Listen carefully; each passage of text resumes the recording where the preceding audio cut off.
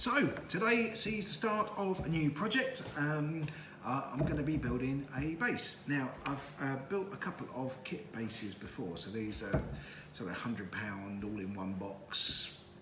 Put it all together, playable, not the most fantastic of instruments. And my goal one day is to literally carve a bit of tree and scratch build a guitar. But this is a halfway house for me, so you know, I'm no luthier, certainly not yet anyway. So this is about buying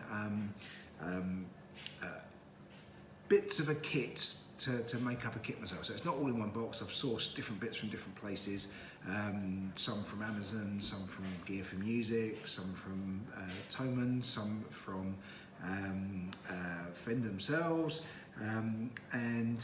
yeah, so I've just assembled a kit of parts. So the body is from guitarandbassbuilds.com, company in Oxford here in the UK, and this is Karina. You can see it's made of three pieces, obviously jointed. It's really well finished actually, and I'm kind of really impressed. That's something I learned. I test fitted the pickups, and I've played a jazz bass for years, but I'd never realised that the two pickups were actually different sizes. I thought they were interchangeable. And the one nearest the bridge is actually wider, and the one nearest the neck is a little bit narrower. Obviously the strings are tapering, but this is so well routed, so accurately routed, that the bridge pickup won't fit in the neck pickup socket. So the other main component obviously is the neck, and I've chosen to buy a pre-made neck, in this case Fender. I think the biggest skill in making a guitar is to get the neck right, something I'd love to try in the future, but for now pre-built.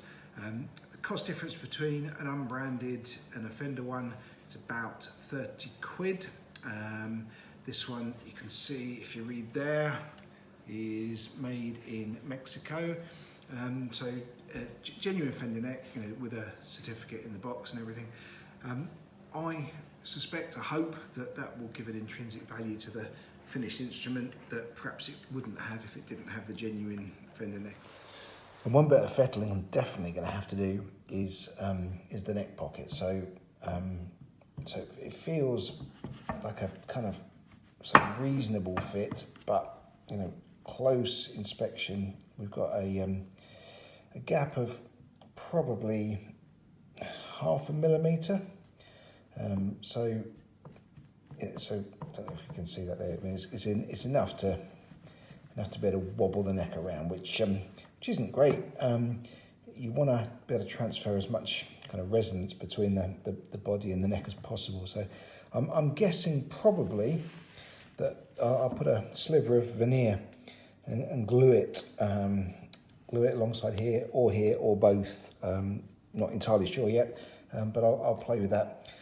Now this is going to be painted. You're not going to see the natural wood, so if there's a slim piece of veneer either here or both, you know, it's not going to be seen, so that doesn't worry me. But I'd much rather that was a tighter fit for better resonance. Okay, so this is going to be the little shim for the neck pocket. This is a little thin piece of veneer. It's walnut actually. It was a leftover from I did a veneer on the headstock of a previous kit. It's the slimmest, thinnest thing I could find. What I'm going to do is I'm going to glue this side in, and then once it's all dry and everything, I'll clearly trim it to size, and then check the neck and see if I need to shim the other side as well. But I just figured if only I had to do one side, it would keep that line with the neck there. So we'll see. So let's add a bit of glue on there. Typical. Right, so give that a good old I'll squidge around there. So have that just slightly into the curve. Then I will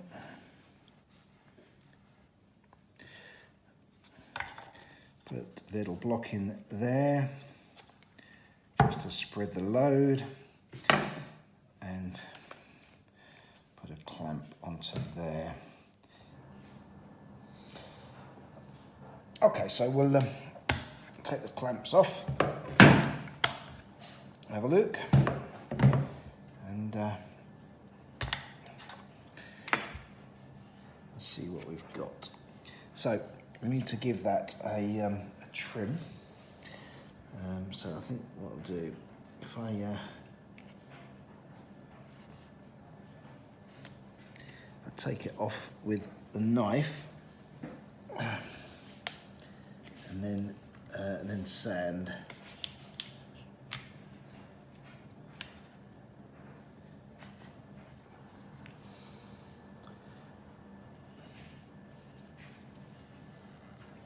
So real gentle carve here.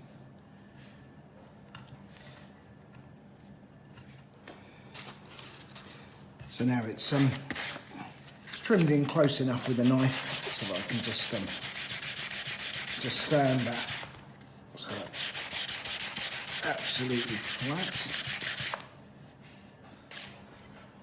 Okay, so this is the moment of truth. So the neck pockets have the shim. What we're going to do now is just see what kind of fit we've got, and whether we need to do any more shimming or whatever. So what have we got now? Well, that is, oh, that's nice. That's tight. Oh, look at that. It's such a lovely fit that the neck actually lifts the guitar up.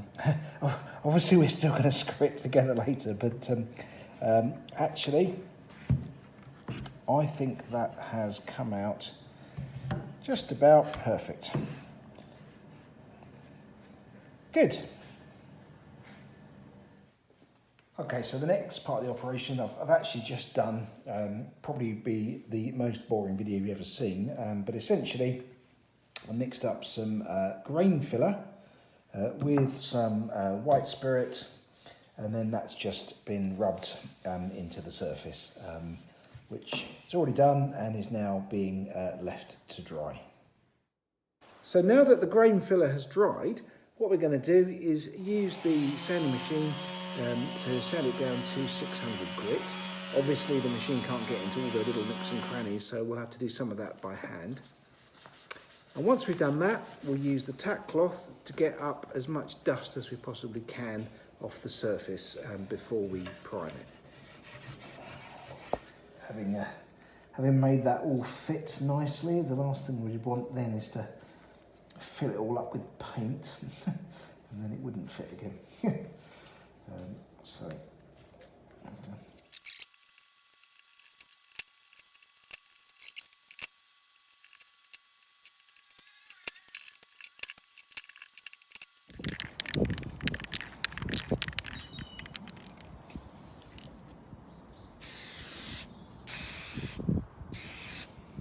you might be a bit sartorially challenged, but luckily it's not a fashion show. So spraying was a lot more labour intensive and a lot more difficult than I thought it was going to be. So basically what you need to do is prime, followed by paint, followed by lacquer, followed by polish. So easy to say, but there was a few tips I picked up along the way. And the best website I found was Chris from Driftwood Guitars. I picked up lots of tips from him, including this one, which is to warm the paint up first, which increases the pressure and gives a better spray coverage. But I was making loads of mistakes along the way, and this is one of them. Spraying too close, which I had to do because it was windy, which is creating the striping effect, and it was windy because I was spraying outside. which really is a no-no. So I did probably wasted a lot more paint than I should have done. Probably had to do a lot more sanding back. But essentially the principles are start with the primer, flat it back, build up the depth of the primer before you flat it back, working through the numbers on the papers. Same with the colour, and then the same with the lacquer. I used 2 cans of primer, 2.5 cans of colour, and about 4 cans of lacquer, and that's way more than I should have done if I hadn't been so wasteful in this spraying process. But learnt a lot, and thank you to Chris at Driftwood Guitars. I'll stick the link in the description box. So the next stage then is, after all that sanding and painting and lacquering, is to add polish. So we're down to, or up to, whichever way around it is, 2,500 grit, and let's see what we can do with the polish. So this is a car polish, Auto Glim Super Resin polish.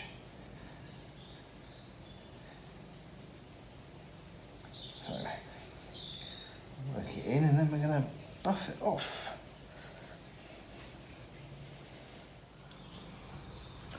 So the last part then is a polish with a lamb's wool attachment on the sander.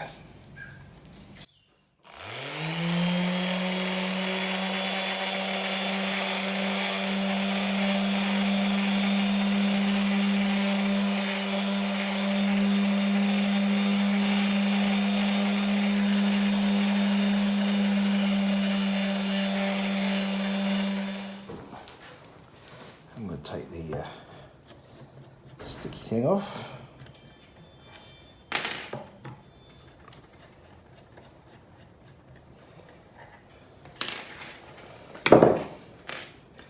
And then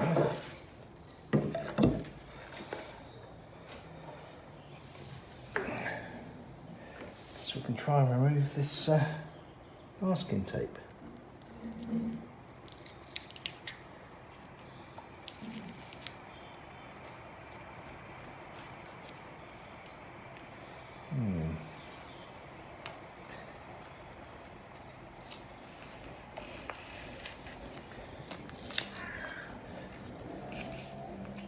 It's been a while since we've seen that colour.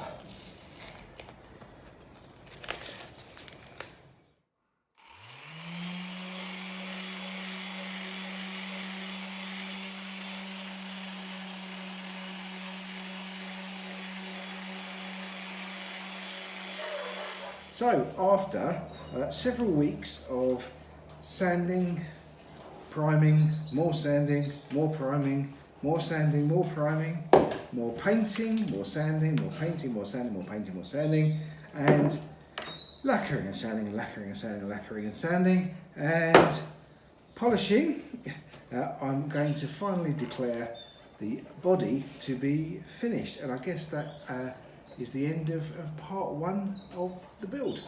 So, thank you for watching.